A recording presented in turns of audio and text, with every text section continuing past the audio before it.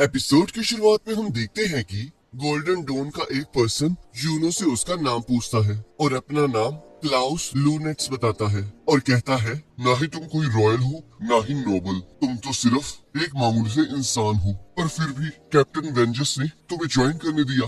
आखिरकार वो सोच क्या रहे थे? अब इस बात पे घमंड मत करना कि सभी कैप्टन्स ने तुम्हारी बारी में हाथ खड़ा किए थे। वो बस एक एग्जाम था और तुम इतनी जल्दी गोल्डन डॉन में एक्सेप्ट नहीं किए जाओगे। तब यूनो कहता है, चिंता मत कीजिए, मैं बहुत जल्द अपने आप को प्रूव कर दूंगा। और यहाँ हम देखते हैं आस्था फिर से अंदर जाने की कोशिश करने लगता है, पर एक फायर बॉल उसे फिर से बाहर फेंक देती है। और यहाँ हम देखते हैं ब्लैक बुल्स के हेडक्वार्टर्स में दो लोग आपस में लड़ रहे होते हैं और बाकी सभी लोग अपना अपना काम कर रहे होते हैं। तब आस्था सोचता है, ये तो बहुत ज्यादा डरावना है, पर आज से मैं भी इनमें से एक हूँ। तब आस्था कहता है, मैं आस्था हूँ हेज विलेज से और एक दिन मैं विजार्ड किंग बनूंगा। पर हम देखते हैं कोई भी उसकी बात पर ध्यान नहीं दे रहा होता। तब एक लड़की कहती है, मैं अगली बार कभी किसी बूढ़े आदमी के साथ ड्रिंक नहीं करूंगी। और तब एक फायरबॉल फिर से आस्था के पास आकर गिरती है और तब वो लड़की और एक लड़का आपस में बहस करने लगते हैं। तब एक पर्सन कहता है, अगर तुमने ये बंद नहीं किया तो मैं अपनी बहन की कसम खाता हूँ, मैं तुम लोगों को नहीं छोड़ूंगा। तब कैप्टन यामी दीवार पर मुक्का मार के कहती है, सभी लोग रुक जाओ। तब सभी लोग कैप्टन यामी से टूर्नामेंट के बारे में पूछने लगते हैं और उनसे अपने अपने मतलब की चीजें मांगने लगते हैं। तब कैप्टन यामी कहते हैं, मुझे पता है तुम लोग मुझसे कितना प्यार करते हो, पर अब चुप हो जाओ। तब कैप्टन यामी आस्था को ढूंढने लगते हैं और कहते हैं, ये छोटा सा लड़का दूसरा न्यू मेंबर है। तब आस्था कहता है, मेरा नाम आस्था है और मैं हाज विलेज से हूँ और आपसे मिलकर बहुत खुशी हुई। और तब फिनरल कहता है, यह है गॉर्डन अग्रिप्पा, ये चाहे डरावना दिखता हो पर ये अच्छा इंसान है। और दूसरी है वेनेसा एनोटेका, जब ये दारू पी लेती है तब ये बस लड़ती रहती है, पर ये एक अच्छी इंसान है। तब वेनेसा कहती है, तुम इतने छोटे विलेज से मैजिक नाइट बन गए, तुम्हें तो एक स्पेशल ट्रीट मिलनी चाहिए। तब आस्था सोचता है, मैं इसे एक्सेप्ट नहीं कर सकता, मैं सिस्टर लिली से प्यार करता हूँ। और तब फिनरल कहता है, और ये अगला है लक बोल्टिया, ये बस लड़ने की बातें करता रहता है। और तब वो आस्था को लड़ाई के लिए बुलाता है और तब एक पर्सन आस्था को अपनी बहन की फोटो दिखाकर कहता है, इससे दूर रहना, नहीं तो मैं तुम्हें मार डालूंगा। तब फिनरल कहता है, इसका नाम गोश एडली है और ये अगली चामी पेपिटसन है, इसे तो बस खाना पसंद है। और ये ग्रे है, मुझे नहीं पता ये कैसा है पर अच्छा इंसान है। और ये लास्ट में मैग्नस सिंह है, ये गुंडा है पर एक अच्छा इंसान है। और मैं हूँ पिनरल रोलकिस और यह है ब्लैक बुल के कैप्टन यामी शुकिहिरो। तब यामी कहते हैं, यहाँ पर और भी मेंबर्स हैं, पर या तो वो मिशन पे हैं या फिर आराम कर रहे हैं। और तब आस्था जोर जोर से थैंक यू कहने लगता है। तब यामी उससे चुप रहने के लिए कहते हैं और कहते हैं, इसे इसका काम बता दो पर इसे मारना मत। तब मैग्ना कहता है, तुम्हारे जैसा कमजोर आदमी हेज विलेज से आया है और मुझे तुम्हारे अंदर से कोई मैजिक भी महसूस नहीं हो रहा है, इसके बावजूद भी तुम ब्लैक बुल्स के न्यू मेंबर हो। मुझे नहीं पता तुमने क्या मैजिक करके यामी को मनाया है, पर ये ब्लैक बुल रोब्स तुम्हें तभी मिलेगी जब तुम अपने आप को प्रूफ करोगे। तब आस्था उसे पाने के लिए एक्साइटेड हो जाता है। तब मैग्ना कहता है, चलो फिर देखिए तुम ब्लैक बुल्स के कितने काबिल हो। तब बाहर जाके मैग्ना कहता है, अगर तुम मेरे दिए हुए टास्कों को पूरा करते हो तो तुम्हें ये ब्लैक रोब मिल जाएगी। तो सबसे पहले मुझे 5000 सिटअप्स करके दिखाओ। और तब वो आस्था से अलग अलग टास्क करवाने लगता है। तब लक कहता है, चाहे इसके पास मैजिकल पावर ना हो पर इसका फिजिकल स्टेमिना बहुत ज्यादा है। तब आस्था कहता है, क्या तुम अब कन्विंस हो गए? तो मुझे जल्दी से वो ब्लैक बुल रोप दे दो। तब मैग्ना कहता है, तुम्हें बहुत जल्दी है पर अभी एक लास्ट ट्रायल बाकी है, अब चाहे तुम जो मर्जी यूज करो।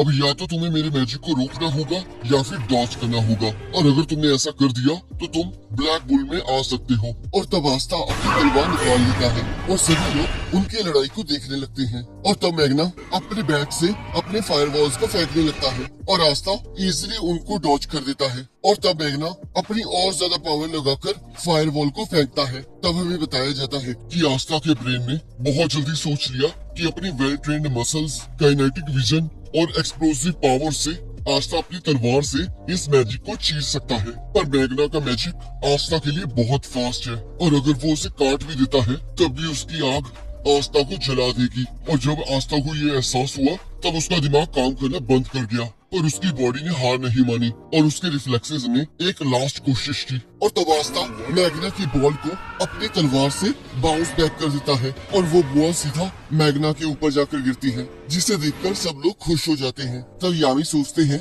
वो उस मैजिक को कट नहीं कर पाया पर उसने उसे हिट कर दिया। तो इसकी मैजिकल स्वॉर्ड मैजिक को काट भी सकती है और मैजिक को रिफ्लेक्ट भी कर सकती है। तब आस्ता सोचता है, मुझे पता नहीं था कि ये मैजिक को ऐसे हिट भी कर सकता है। ये स्वॉर्ड को बहुत कमाल की है। मुझे तो लगा था मैं मरने वाला हूँ और आखिरकार ये सोच क्या रहा था कि ये मुझे मारना चाहता था, पर रुको, क्या मैंने इसे मार तो नहीं दिया? तब मैग्ना कहता है, आखिरकार तुम सोच क्या रहे थे? शुक्र है मैंने सही टाइम पे इसे बेअसर कर दिया। अगर मैं ऐसा ना करता तो मैं अपने ही मैजिक से मारा जाता। और आस्था को पकड़कर कहता है, तुम तो बहुत कमाल की हो। तुमने मेरी ब्लास्ट को रोका ही नहीं बल्कि वापस मेरी तरफ रिफ्लेक्ट ही कर दिया। मुझे ये बहुत पसंद आया। और हाँ, तुम्हें विलेज से जज करने के लिए सॉरी। मैं भी रियाका विलेज से बिलोंग करता हूँ। तब आस्था कहता है, इसमें कोई बड़ी बात नहीं है, मेरे पास तो कोई मैजिकल पावर ही नहीं है। तब मैग्ना कहता है, तुम्हारे पास कोई मैजिकल पावर भी नहीं है, फिर भी तुमने मेरे मैजिक को वापस रिफ्लेक्ट कर दिया। कितनी कमाल की बात है, तुम तो एक असली मर्द हो। और तब सभी लोग आस्था से इम्प्रेस हो जाते हैं। और तब मैग्ना आस्था को ब्लैक बुल्स की रोब देता है, जिसे देखकर आस्था बहुत खुश हो जाता है। तब वेनेसा उसकी रोब को उसे पहना देती है और उसके हेडबैंड पर भी ब्लैक बुल्स का निशान बना देती है। तब मैग्ना कहता है, अब ये ऑफिशियल हो गया है, अब से तुम ब्लैक बुल्स के न्यू मेंबर हो और ऐसा कुछ मत करना जिससे ब्लैक बुल्स और यामी के नाम पर कीचड़ उछले। तब आस्था जोर जोर से चीखने लगता है और यामी उसे फिर से चुप करवाता है। तब यहाँ एक लड़की सोचती है, तो ये नया रिक्रूट है। और तब मैग्ना आस्था को उसका रूम दिखाता है। तब आस्था रोते हुए कहता है, मैं बहुत खुश हूँ, मेरे पास कभी मेरा रूम नहीं था। चर्च में हम सभी एक ही रूम में सोया करते थे। और तब आस्था रूम की सफाई करने लगता है। तब मैग्ना कहता है, आस्था याद रखना, तुम्हें लेटर लिखना है। जो चर्च में तुम्हारी फैमिली है वो तुम्हारे बारे में चिंता कर रही होगी, तो उन्हें बताओ कि यहाँ क्या हुआ है और अगर कोई मदद चाहिए तो मुझे याद करना।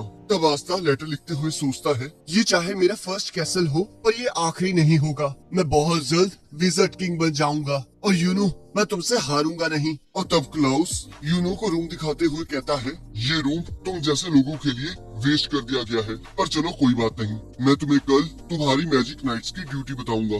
मैं ये करना तो नहीं चाहता, पर अगर कैप्टन ने मुझे ये कहा है तो मुझे ये करना ही होगा। क्या तुम्हें समझ में आया लड़के? तब यूनो कहता है, मेरा नाम यूनो है क्लाउस। तब क्लाउस कहता है, मैं तुमसे सीनियर हूँ तो मुझे सर कह के बुलाओ और कल लेट मत होना। और यहाँ हम देखते हैं चर्च में सभी लोग अपना अपना काम कर रहे होते हैं और तब वहाँ आस्था और यूनो के लेटर्स आ जाते हैं। और तब फादर यूनो का लेटर पकड़कर रोते हुए कहते हैं, मैं जानता था यूनो तुम मैजिक नाइट में जरूर सिलेक्ट हो जाओगे, मुझे पूरे विलेज में सबको ये बताना चाहिए। तब नैश कहता है, आस्था की राइटिंग तो 5 साल के बच्चे की जैसी है, क्या उसने ये लिखा है कि वो वापस कब आ रहा है? तब फादर कहते हैं, जब आस्था वापस आएगा तब हमें उसका हौसला बढ़ाना चाहिए। तब सिस्टर लिली कहती है, उससे लिखा है कि वो मैजिक नाइट्स में सिलेक्ट हो गया है, जिसे सुनकर सभी लोग चौंक जाते हैं। तब फादर कहते हैं, इसका मतलब वो दोनों ही घर वापस नहीं आ रहे हैं, तो चलो मैं विलेज में जाकर सबको ये खुशखबरी देता हूँ। और तब नैश कहता है, आखिरकार जो उसने सोचा वो कर दिखाया। और तब आस्था सुबह सुबह उठकर